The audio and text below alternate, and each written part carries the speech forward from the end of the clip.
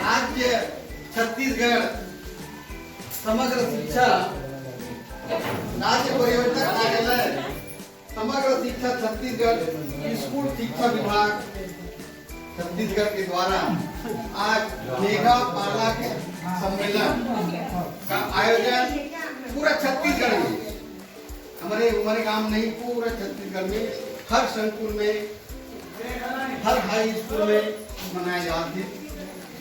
आज हम कुछ अलग टाइप के सोचे रहे कि आज के पर्व वाला अलग टाइप के मनावन, अच्छे खुशहाली से मनावन, बहुत हर्षोल्लास के साथ मनावन ऐसे सोचे रहे, लेकिन कुदरत का थोड़े से अब ये भी जरूरी नहीं से हम सब किसान भाई बा। अच्छा, सबसे पहले मैं हरियाणी के आप सब बहुत बहुत हार्दिक शुभकामनाएं देता हूँ और हमारे उप सरपंच रूपेंद्र भंडारी जी के जन्मदिन है, वो लगे बहुत बहुत गाड़ा गाड़ी बधाई। तो राज्य पूरा राज्य ये आयोजन किया जाते कि हर संकुल में पालक सम्मेलन एक बार मनाया जाते कि कई पालक अभी तक स्कूल के मुंह तक नहीं देखेंगे, बच्चा स्कूल जाते नहीं जाते। माननीय राम जी सरपंच ग्राम पंचायत दुर्योर गांवला अध्यक्ष म्हणून करत हूँ, लेकिन समर्थन माननीय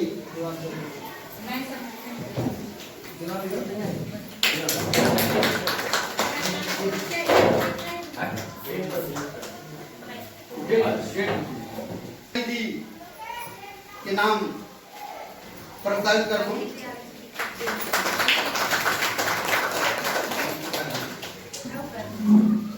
भंडारी जी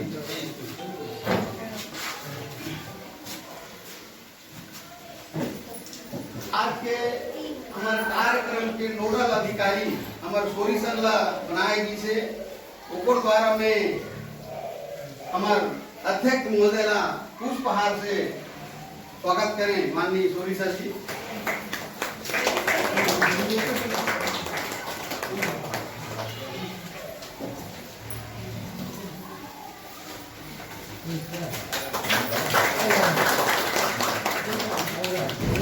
प्रधान अध्यापक कुकनील में आमंत्रित करते क्या करके उप सरपंच और उपाध्यक्ष आज के रूपेंद्र भंडारी जी का पुष्प जी स्वागत करें।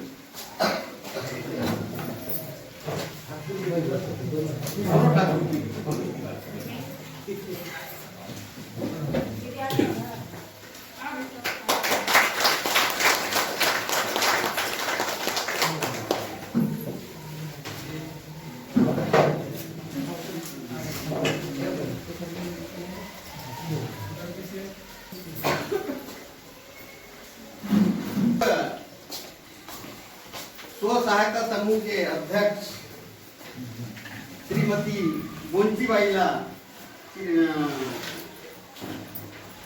पुष्प से स्वागत करनी ललिता सेवा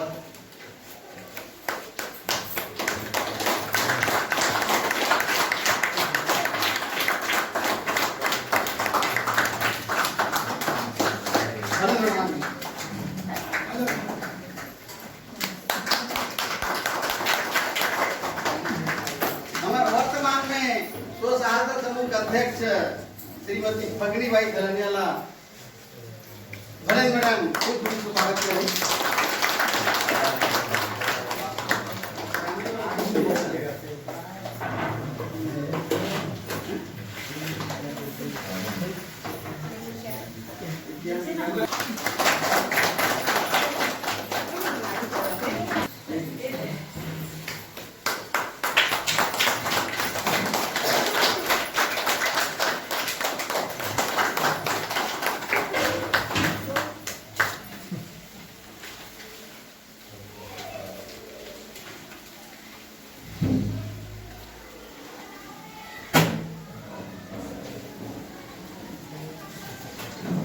माननीय हदाय सर माध्यमिक शाला बुकनीला आमंत्रित करता हूँ कि राष्ट्रीय शिक्षा नीति 2020 समुदाय को लाभ एवं उनकी भूमिका पर आप तबला दो शब्द बोले। माननीय विधायक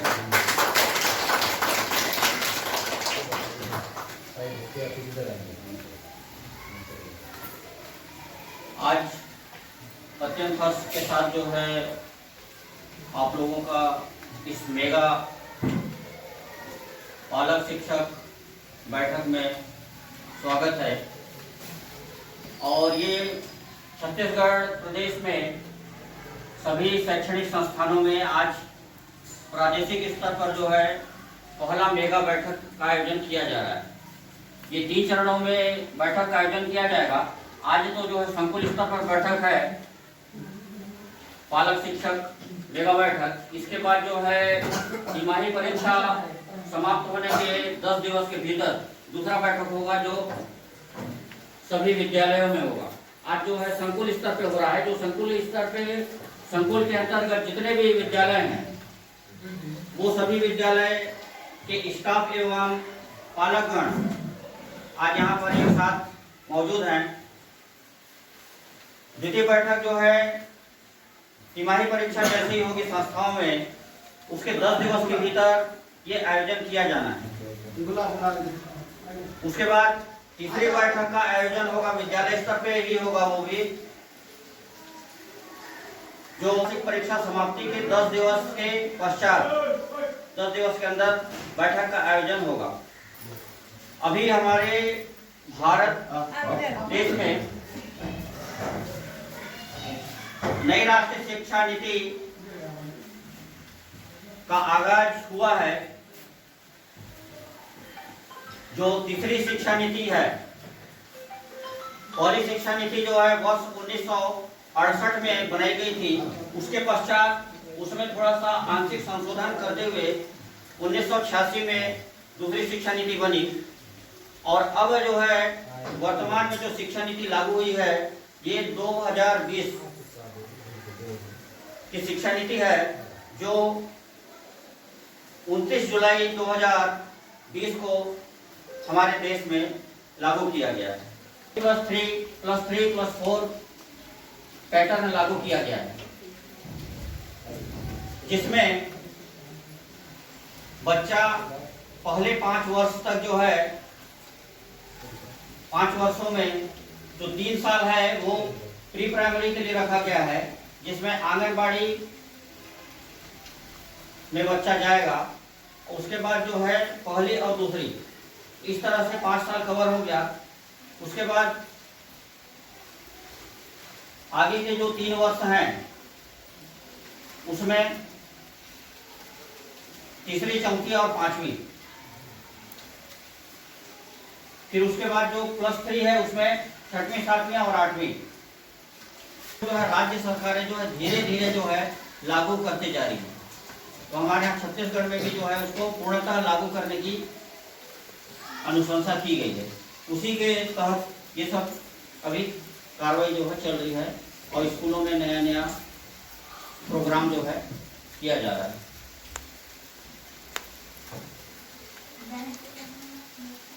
शाला प्रबंधन समिति का बैठक एक बार होता है, उसमें भी जो है 100% उपस्थिति होती नहीं।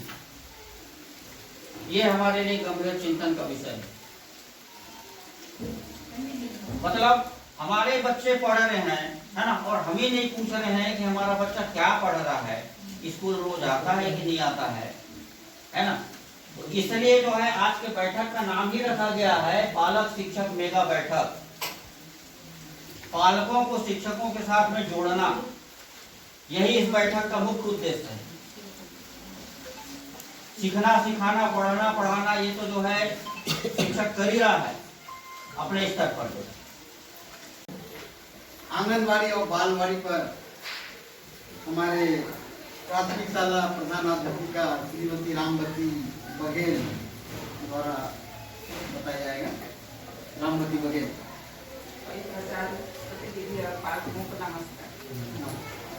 बालवाड़ी और आंगनबाड़ी में पढ़ाई, जो आंगनबाड़ी में पढ़ा रहे हैं उसमें राष्ट्रीय अच्छी शिक्षा अरे इधर से आवाज बिल्कुल नहीं आ रहा है। ऐसा तो सब कुछ विस्तृत जानकारी सबको दे दिए हैं, समझ में आ गया होगा।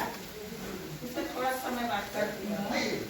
इसमें 5 वर्ष के बच्चों को भी आंगनबाड़ी के साथ साथ बालवाड़ी के माध्यम से पढ़ाए जाने की योजना है। इन लोग को थोड़ा सा कम से कम 2 घंटे तक बालवाड़ी को पढ़ाना है ताकि मूलभूत ज्ञान उसको मिल सके। मैडम भैया दिन जैसे इसको ना पालक को भी ध्यान देना है, मूलभूत मतलब उसको समझ आना है क्या चीज है। घर का जो भाषा बोली से भी वो सामग्री रखा रहता है।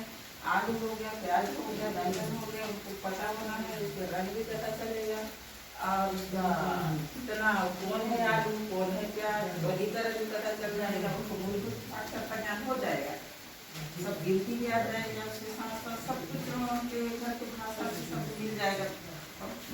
माता से स्वास्थ्य बच्चे रखते हैं, खाना बनाते समय भी उनके साथ बैठते हैं, उनको बात करते करते ये बेटा ये है उसको जानकारी मिल जाएगी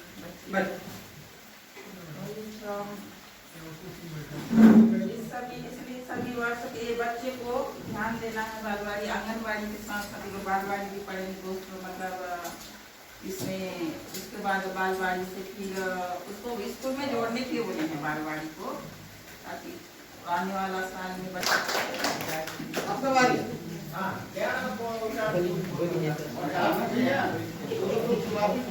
प्रधान अध्यापक प्राथमिक शाला दुबे वर्गांव वेद प्रकाश दीवान जी विधायक सर जी बता चुके हैं कि शाला पूर्व आंगनबाड़ी में आपका 3 साल और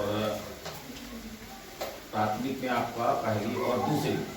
तो ये शाला पूर्व तैयारी जो है बच्चों को आंगनबाड़ी में ही कक्षा पहली में भर्ती होने के पहले तैयार करना है। इसमें आंगनबाड़ी में आपका 3 साल जो बच्चे भी पढ़ाई करेगा वो शाला में आने की पहली क्लास में भर्ती होने के पहले तैयार होकर बच्चा जो है आए।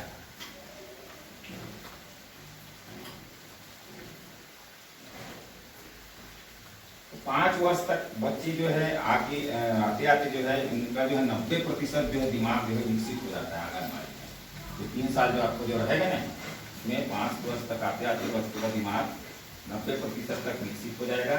उसके बाद वो 6वें साल में जब कक्षा पहली में आएगा तो वो बहुत कुछ सीख के आएगा और इस दौरान वो जो है विशेषकर भाषा में अपनी पकड़ जो है मजबूत पकड़ जो बहुत जल्दी कर सकता है। इस प्रकार घर की भाषा में शिक्षा, इस संबंध में घर की भाषा की शिक्षक संबंध हमारे प्रधान अध्यापक प्राथमिक शाला कुपली श्री हेमंत ठाकुर सर जी बताएंगे। सभी ग्राम निवासी शिक्षक बंधु को मेरा नमस्कार। आज की इस राष्ट्रीय शिक्षक नीति 2020 के पालक शिक्षक मेगा बैठक के अंतर्गत एक बिंदु यह भी है कि घर की भाषा में शिक्षा, इसके बारे में अभी हरनाय सर ने बताया है कि अपने बच्चों को स्थानीय जो भाषा है घर की भाषा उसी से उन लोग को पढ़ाया जाए।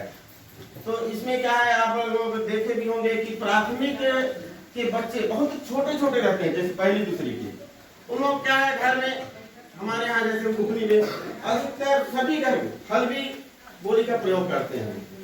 और जब से बहुभाषा शिक्षा आया है उसमें हम मैं ही लेता हूँ ज्यादा हल्बी वाला क्लास पहली दूसरी में। तो उसमें क्या है बच्चे की उपस्थिति दर में भी वृद्धि हुई है, बच्चे अच्छे से आ रहे हैं उसमें स्कूल भी। लेकिन पहले क्या बहुत एब्सेंट भी रहते थे, आते थे हम लोग इधर आ बच्चे तो क्या छोटे बच्चे डर जाते हैं कैसे अचानक इधर आओ तुम्हारा क्या नाम ऐसे पूछ देते तो बच्चे क्या है बिल्कुल डर जाते थे। अभी क्या है बाबू आओ ना फट से आ जाते हैं कुछ क्या नाम है एकदम बता देते हैं अपना नाम अपने पापा का नाम पूरा खुल के बात करते हैं। उससे क्या है बच्चे भी ना बहुत अच्छा सीख भी रहे हैं, घर की भाषा का प्रयोग करते हुए उसको शिक्षा दे रहे हैं। नहीं तो क्या है पहले वो धीरे धीरे पूरा हिंदी से बात करते रहो तो उसमें बच्चे क्या है धीरे धीरे ना स्कूल से डरने लगता था। उनकी जो मातृभाषा में ना बोल के हिंदी में ही बात करते रहो तो अब धीरे धीरे क्या है वो साला त्याग भी हो जाते थे बहुत बच्चे। झिझक तो क्या है, वो हल्दी में बोलने से काम का झिझक दूर हो जाता है, अपने घर की भाषा समान लगता है, घर की भाषा में पढ़ाने से, उनके साथ बोलने से सब कुछ क्या है उन्हीं की भाषा में। धीरे धीरे क्या है उनको अपना मुख्य भाषा में भी जोड़ना है, ये नहीं कि हलबिच बोलते रहो, हलबिच बोलते रहो। मुख्य भाषा जो हमारा हिंदी है धीरे धीरे वहाँ चलना पड़ेगा उनको। और उसके बाद भी जो यहाँ उपस्थित हुए हैं और हमारे साला के समूह के अध्यक्ष, स्व सहायता समूह के अध्यक्ष, आप सभी को और टीचर को सभी को मेरा नमस्कार। जैसा कि हमारे दुबे मरगांव स्कूल में सदु केंद्र में बालक शिक्षक मेगा बैठक रखा गया है। जैसा कि हमारे हदायत द्वारा पॉइंट की शुरुआत की गई, उसके बाद धीरे धीरे बिंदुओं पे चर्चा होते गया। उसी पे आधारित में मुझे एक बिंदु मिला है कि खिलौनों पे आधारित शिक्षण, यानी कि हमारे हदायत द्वारा जब टॉपिक पे चर्चा हो रही थी तो उन्होंने बताया हमें कि हमें मतलब आप पालकों को बताया गया कि बच्चे को घर में कोना दें, उनके पढ़ने का एक स्थान है। उसी प्रकार से ही हमें भी अपनी शाला में कोना बनाना है, पर बच्चों के लिए खेल खिलौने का एक कोना बनाना है, जिसमें बच्चे पढ़ाई के साथ साथ खेले, उन चीजों को अधिक से अधिक समझने का प्रयास करे और अपने अनुभव को साझा करते हुए बेझिझक शिक्षक से बातचीत कर पाए। अपने घर की भाषा में वो अपने हर बातों को हमसे बातचीत कर सके, पूछ सके बिना डरे और बिना झिझक से, ताकि बच्चे क्या है कि अपने बातों को वो जब बिना झिझक हमसे बातें करेंगे तो हम भी उनकी भाषा को अच्छे से समझ सकेंगे और वो भी हमारी भाषा को अच्छे से समझकर हमसे ज्ञान ले सकेंगे।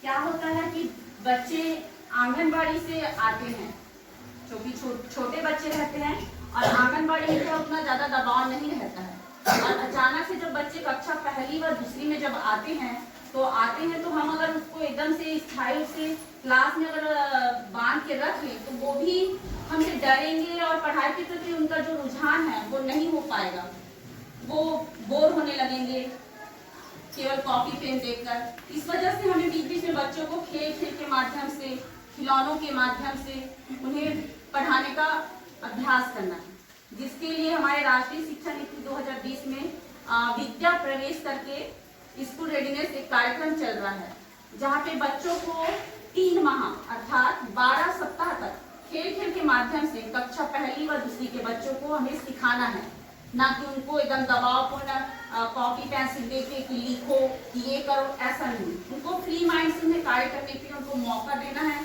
जिससे बच्चे सीखने को कैसे सीखे, है ना, हर चीजों को वो रटे नहीं बल्कि वो चीजों को वो समझ कर सीखे।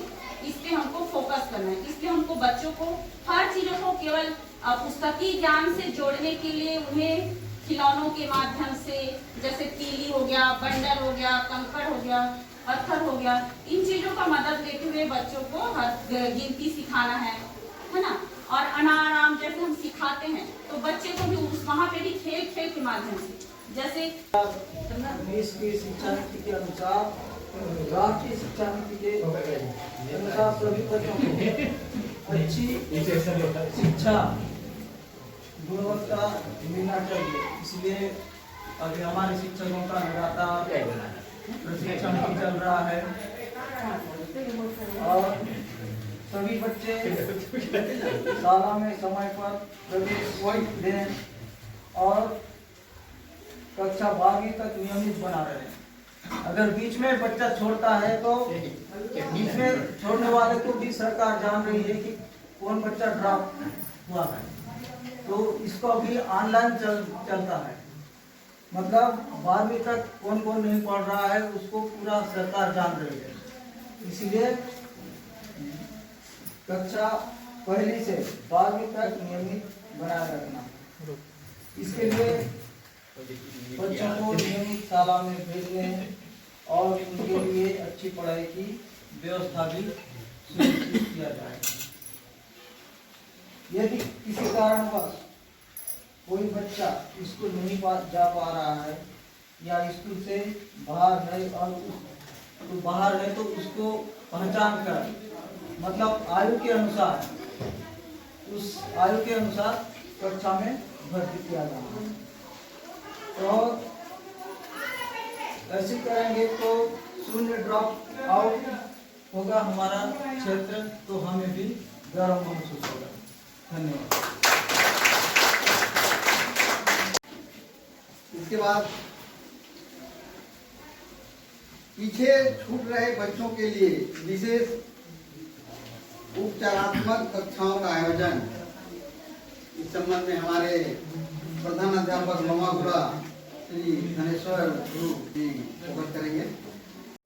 सभी स्कूलों में उपचारात्मक शिक्षा करवाया जाता है। तो सबसे पहले दो प्रकार के बच्चे होते हैं। पहला वह बच्चा जो बहुत तेजी से सीखता है, आप बता देंगे वो तुरंत उसको क्या कर लेता है, तुरंत अपने माइंड में स्टोर कर लेता है, जल्दी जल्दी वो बताया वाला चीज को सीख जाता है। और एक बच्चा रहता है जो थोड़ा धीरे सीखता है, क्योंकि उसको 2-3 बार बताना पड़ता है। तो ऐसे करके दो प्रकार के बच्चे होते हैं।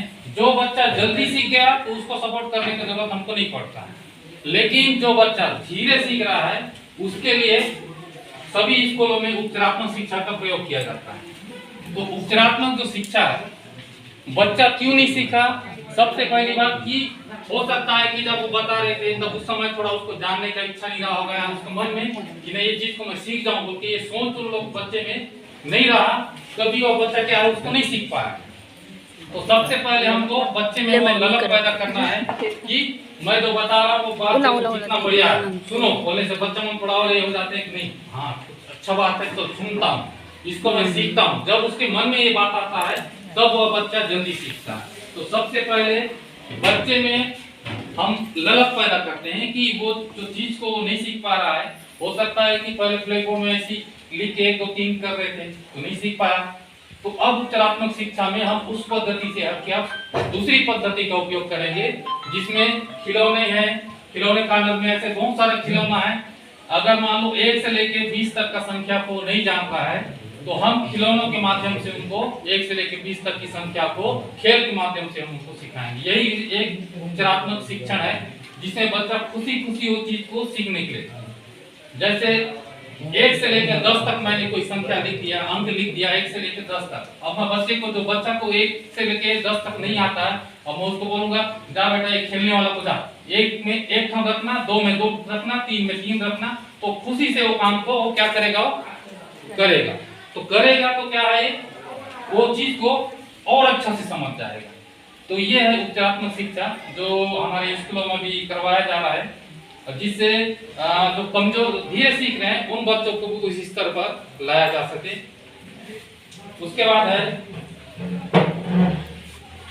बच्चों को सीखने हेतु समुदाय के ओर से एक सुरक्षित स्थान एवं सीखने में सहयोग हेतु वॉलंटियर्स उपलब्ध कराना। अब वह बच्चा को अधिक आवश्यकता की जरूरत है। हमने तो अपने स्कूल से प्रयास कर लिया, लेकिन अब हमें समुदाय का भी सहयोग चाहिए उसको उस स्तर में लाने के लिए। हो सकता है कि स्कूल में हमने उपचारात्मक शिक्षण करवा दिया और वो घर में जाके वो चीज को नहीं कर रहा है, फिर तो उस समय मैं स्कूल में पकड़ रहा हूँ तो आपके घर में जब वो जा रहा है तो आप उनको पकड़ो कि हाँ चल क्या काम दिए हैं बेटा इसको चल करो, सर ने क्या बताया है उसको आप करो बोल के एक निश्चित जगह, जैसा सर ने बताया था कि घर में जैसे पूजा पाठ करने के हम लोग एक कमरा छोड़ देते हैं, वैसे ही यह भी एक प्रकार का बच्चे का पूजा पाठ है जिससे वो शिक्षा का पूजा कर रहा है। तो उसके लिए भी एक जगह होना चाहिए जहाँ पर वो बैठकर आराम से, जहाँ पर अच्छा लाइट लगा हो, मस्त उसका आसन हो, बिल्कुल अच्छा से बैठकर वह अपने स्कूल में दिए हुए कार्यों को अच्छी तरह से करे।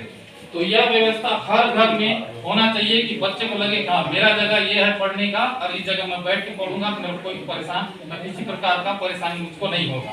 तो ऐसी व्यवस्था हमको घर में आप अपने बच्चों लोग को देंगे तो इससे क्या है कि स्कूल में तो सीखेगा ही, साथ में घर में भी जाके जब वो करेगा तो कमजोर बच्चा फिर कमजोर कहाँ रहेगा, यहाँ भी सीखेगा घर में भी जाके सीखेगा तो वो निश्चित तौर पे बालक प्रबंधन करना, बालक प्रबंधन बच्चे हो गया ये आते हैं ये कम्युनिटी के द्वारा घर घर में कभी घर घर में कमिटी के सदस्यों के द्वारा उनके साथ हमको जाना पड़ेगा, घर घर में जाना पड़ेगा, समझाना पड़ेगा तो कैसे नहीं आए। आप लोग आए, आप लोग सबका धन्यवाद, स्वागत करता हूँ। और शालाओं में पौधारोपण पोषण वाटिका संक्षिप्त जानकारी ये दूं कि अभी सरकार एक पेड़ माँ के नाम लगा रहा है और मैं इसके बारे में सोचता हूँ जैसे हम पैदा होते हैं, पैदा होने के बाद जब हम माँ के पेट से बाहर आते हैं तो हमारा क्या होता है, मालिश करती है माँ, है ना, दाई मालिश करती है, उसमें आग की जरूरत पड़ता है। हम खाना खाते हैं, खाना बनाते हैं, वो लकड़ी की जरूरत पड़ता है। हम सोते हैं लकड़ी में, बैठते हैं लकड़ी में, और आखिरी में जब जाते हैं पंच तत्व हमारा जो विलीन होता है, उस पंच तत्व विलीन होने के लिए क्या लकड़ी का ही जरूरत पड़ता है। और हम पूरे जीवन भर उस लकड़ी का उपयोग करते हैं। क्या हम एक पेड़ लगा नहीं सकते? लगा सकते हैं कि नहीं, है ना? तो मैं आप लोगों से यही आग्रह करूंगा, सरकार का भी यही है, आप पेड़ लगाइए और अपना जो धरती माँ से हम जितने पेड़ काटे हैं उसे कर्ज को उतारना है। पूरा उतार तो नहीं सकेंगे, थोड़ा बहुत कर्ज उतार सकते हैं और उतारना भी चाहिए, क्योंकि आप देखें किसी भी धर्म जाति में लकड़ी पेड़ का जरूरत पड़ता है। दूसरा बात यहाँ पे दिया गया है कि पोषण वाटिका के बारे में बात कर रहे हैं, क्योंकि आज देखेंगे अंधाधुंध पूरा खनिज और दवाई का उपयोग हो रहा है। इस कारण से देखेंगे आज हर गांव में, हर घर में बीमारियों की संख्या बढ़ रहा है। आज से 10 साल 15 साल यदि आप पीछे जाएंगे तो देखेंगे हमारे गांव में बीमारियों की संख्या कम होता था, हॉस्पिटल भी कम होता था गाँव में। आज हर गांव में हॉस्पिटल है, हर समूह के पास में दवाई की जरूरत पड़ रहा है। ऐसा क्यों हो तो है अनुभव से समझ के साथ सीखना। इस संबंध में हमारे माध्यमिक शिक्षिका श्रीमती ललिता श्रीवास विशेष बात बताएंगे। अनुभव से समझ के साथ सीखना। आप सभी को मेरा नमस्कार। राष्ट्रीय शिक्षा नीति 2020 का मुख्य फोकस अनुभव से समझ के साथ पर किया गया है। राष्ट्रीय शिक्षा नीति में रटने के बजाय समझ के साथ सीखने सिखाने पर जोर दिया गया है। बच्चे किसी चीज को रटने के बाद समय बीतने पर उसे भूल जाते हैं, इसीलिए हमें बच्चों में समझ विकसित करना होगा। जैसे यदि किसी चीज को समझ के साथ सीखने का अवसर दिया जाए तो वह ज्ञान स्थायी होता है। जैसे यदि किसी बच्चे को मान लीजिए आप मौखिक रूप से पौधे के बारे में बता रहे हैं, तो उस बच्चे को पौधे के बारे में उतने अच्छे से समझ में नहीं आएगा। लेकिन यदि उस पौधे को आप लाकर बच्चे को दिखाते हैं, उसके जड़ के बारे में, तना के बारे में, पत्तियों के बारे में, फूल, कली, तो बच्चा उसे ज्यादा अच्छा से समझ पाएगा, जिससे बच्चे को पौधा के प्रति समझ विकसित होगा। बच्चों में समझ I can do it, I can do it। तीसरा है God is always with me। क्या है पॉइंट तीसरा? God is always with me। और फोर्थ है I am a winner। क्या रखना पड़ेगा अपने अंदर सोच? I am a winner। Fifth है Today is my day, Today is my day। ये सारी सकारात्मक बिंदुओं को सोचते हुए अपने अंदर एक पॉजिटिव एनर्जी लाना होगा, ठीक है, जिससे आप लोगों में जो नेगेटिविटी है कि हम पढ़ नहीं सकते, हम कमजोर हैं, हम आगे बढ़ नहीं सकते, ये सारा जो नेगेटिव एनर्जी है वो लगभग खत्म हो जाएगी और जिससे बच्चों में पॉजिटिव एनर्जी मिलेगी और बच्चे उस कार्य को करने के लिए क्या हो जाएंगे? एक्साइटेड रहेंगे। बस इसी वाणी के साथ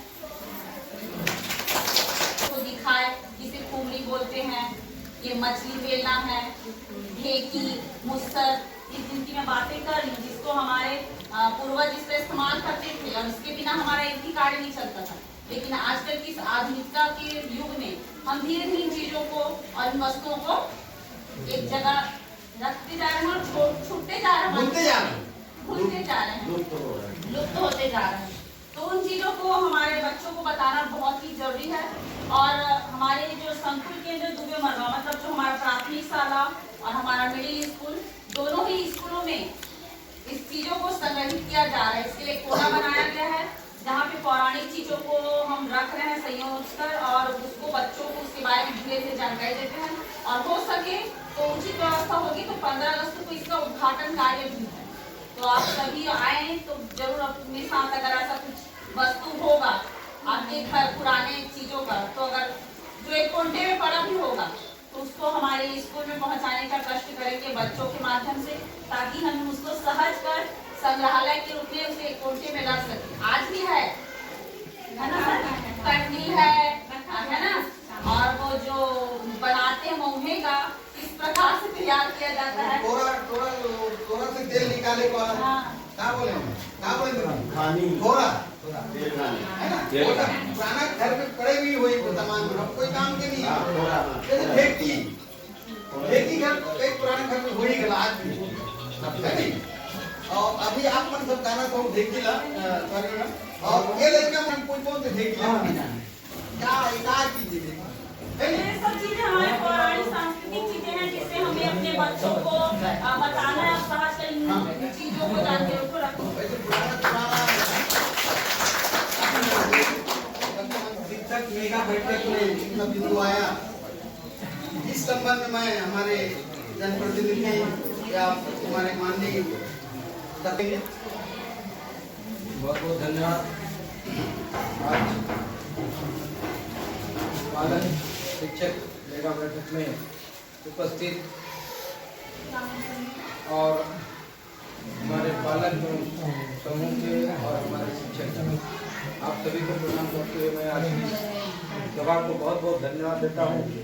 ये आज चाहे जिस माध्यम में भी हो, हमारे लिए एक सौभाग्य की बात है कि हम ऐसे शिक्षा नीति के तहत चल रहे हैं जो जितने भी टॉपिक हम लोगों ने सुना और जितने लोग हम लोग आज उपस्थित हुए हैं, संभवतः ये कहना चाहूँगा कि यदि घर से जो चीज़ हमें जानकारी नहीं मिल पाती है, यदि बच्चे के साथ में अगर अभी चलो आज मौसम की विपरीत परिस्थिति को हम करते आज उपस्थिति नहीं हो पाई, लेकिन जो पहल हमारे लिए आई हुई है वो बहुत सुंदर और हमारे बच्चों के लिए एक भविष्य गढ़ने का जो नीति है वो ऐसा देखने को, समझने को, सीखने को मिला है।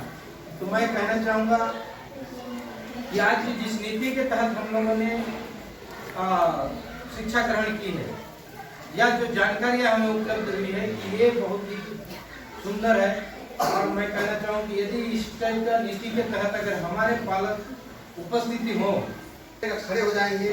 हमको उल्लास के संबंध में एक प्रण लेना है, संकल्प लेना है कि हमारे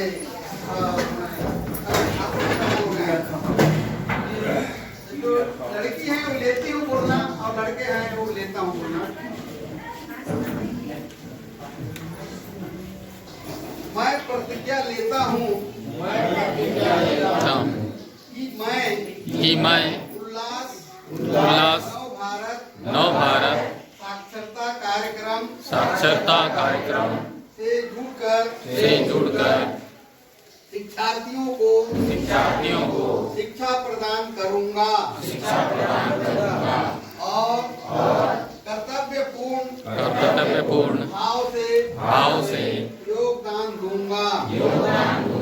मैं शिक्षार्थियों को साक्षर बनाने में अपने पूर्ण ज्ञान और कौशल का प्रयोग करूंगा। मैं लोगों को साक्षर बनाने के लिए प्रेरित करूंगा और मेरा यह निरंतर प्रयास रहेगा कि देश का जन जन बने साक्षर। जय हिंद, जय छत्तीसगढ़। जय जय छत्तीसगढ़। जवाहर। जय। भारत माता की जय। आप सबने अपना बहुमूल्य समय निकाल करके आकर आज पालक शिक्षक मेगा बैठक में जो सफल बनाने में सहयोग किया, आप सबको बहुत बहुत धन्यवाद। और आज के इस कार्यक्रम का यही समापन करते हैं। कार्यक्रम समापन घोषणा करता हूँ। और जब कोई कार्यक्रम हो तो आपको यही आशा रहेगा कि आकर हमारे कार्यक्रम